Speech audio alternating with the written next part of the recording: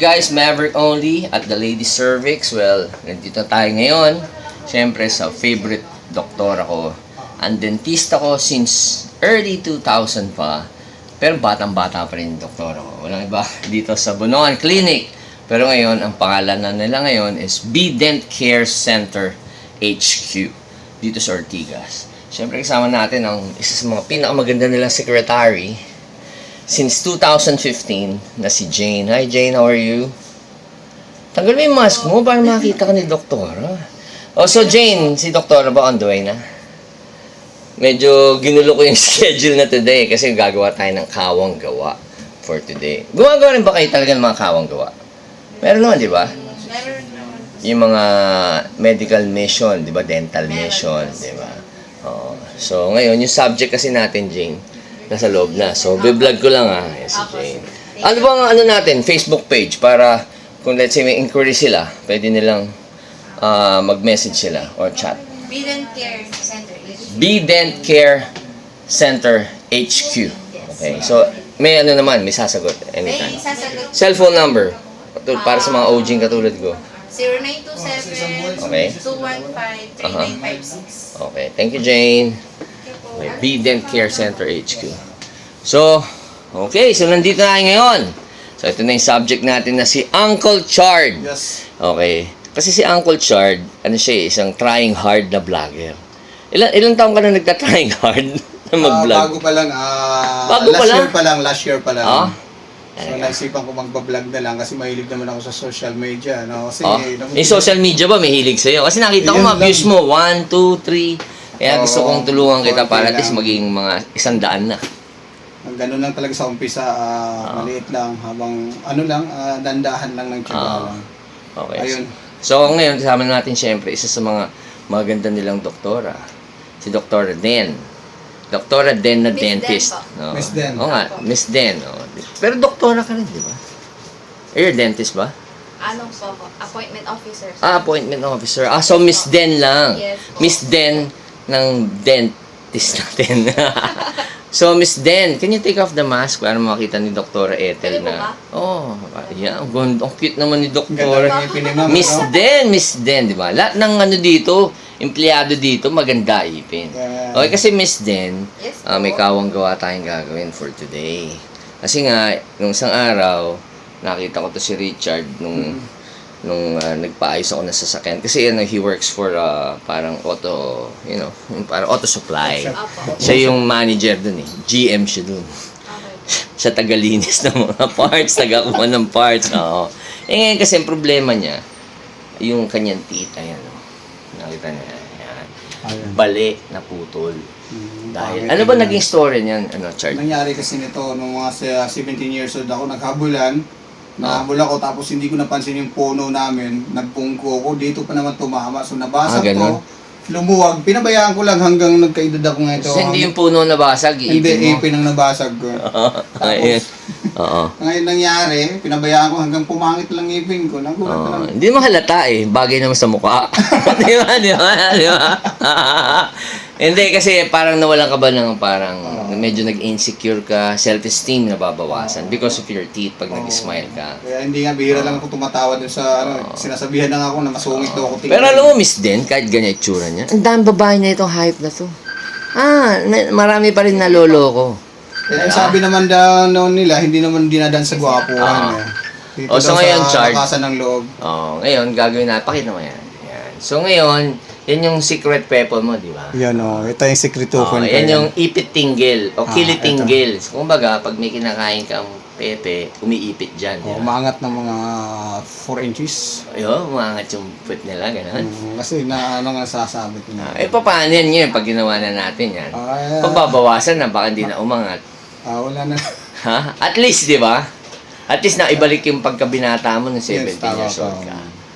Sige. So, ayan. So, hopefully, maayos natin today and magbabalik kami. Ano sabihin mo kay Doktora? Thank you, Doktora Ethel Bunoan. Doktora Ethel Bunoan. Thank you so much sa pag-ano mo sa araw. Mahal na to. yan, ha? Kasi gagawin dyan, alam ko, veneer pa eh.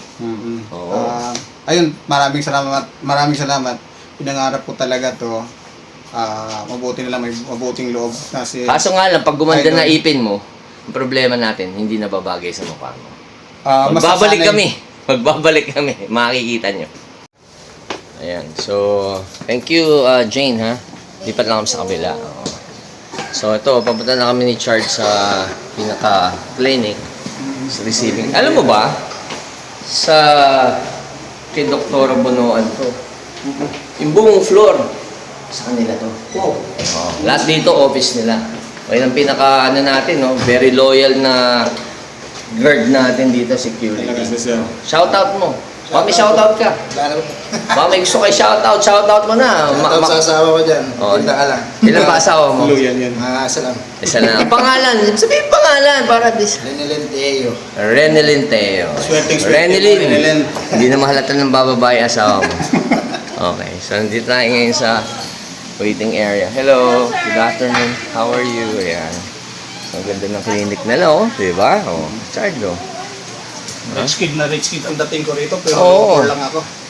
Diba? May libreng kape pa yan. Gusto mo? Gusto ko gatas. Gatas ba? Galing sa dulo ng cow. Ha? Gusto mo Galing sa ano? dulo ng cow, gatas. Dodo ng kao. Sige. Huwag kang dadampot doon. Ayun, may bayad yun. Ang nagbebenta nun siya.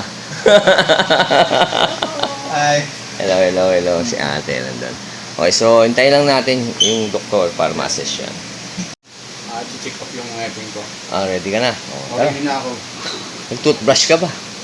Puta, baka hindi ka nag-toothbrush ah. The fuck? Okay na ako. Ha? Tara, pasok. Oh.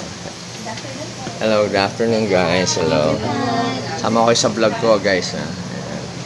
Gaganda ng dentista dito eh. Oh. Kaya gustong gusto ko bumabay. Hi Doc. Hello. What's your name Doc? Ay, Miss Jean po. Miss Jean po. Jan. Cora Jan.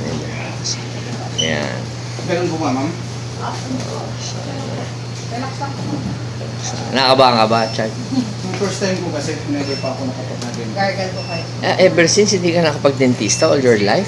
Wala. Hindi nga. Oh? Never since. Ever since, no, kahit nung bata ka, hindi ka Wala akong ganun. Kaya nga, no tooth decay nga daw. Oo? Talaga.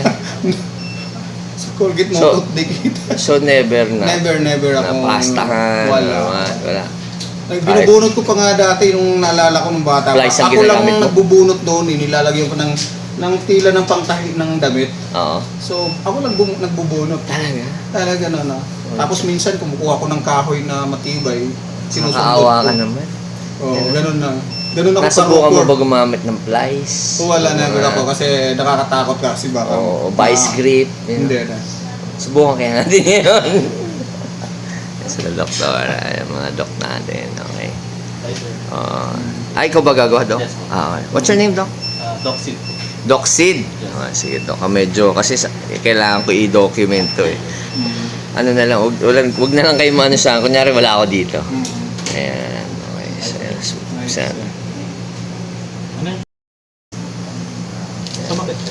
Hindi naman. Matagal na tong ganitong ngipin ko. Ito lang basag lang tapos ito parang haba, di ba? Pangit tingnan na. Tapos Wala akong ano na parang na-trauma na ano. wala naman. Doc Sid kasi ang laging nadadampian lang na ipin niyan, mga tinggil. Ito, kasi ang tawag namin dyan, ito, mga tinggil. Ang tawag namin dyan, ipit-tinggil. Yan ang secret weapon niya. Kaya, titignan mo ganyan yan, Doc Sid, not for anything. Ang daming babae na itong hype na to. Totoo. Kaso na-insecure daw siya. Nababawasan yung self-esteem niya because sinasabi sa kanya, di ba? Ang sabi sa May mga babae na napipelta ko na sinabi, ang pangit ng ngipin mo. Pangit ng Minsan, ngipin mo. Malakas ang loob ko, pero minsan talagang, bakit? Pag nakita niya sa mirror, di ba? Totoo talaga. Oo. Nagsasalamin ako, tama naman siya. Kaya hindi na ako nagagalit. Kaya Doc, sabi ko nga sa kanya, basta ganito yan, ha? Ako, hindi ko kaya milagro. Kaya ni Doktora, kaya ng Bident HQ natin, maayos yung ipin niya. Lalo na ni Doc Sid, mapapaganda yan. Diba? So after this, sigurado ko aayos ang ipin mo. Pero pangit ka pa rin. Basta malakas lang yung loob. Oh. Hindi naman doon sa papangitan yun eh. Palakas Kasi milagro na yun. Hindi na kaya ng buno ang clinic yun. Yan ang gustong gusto ko sa'yo, sir. Sige, okay. Ah.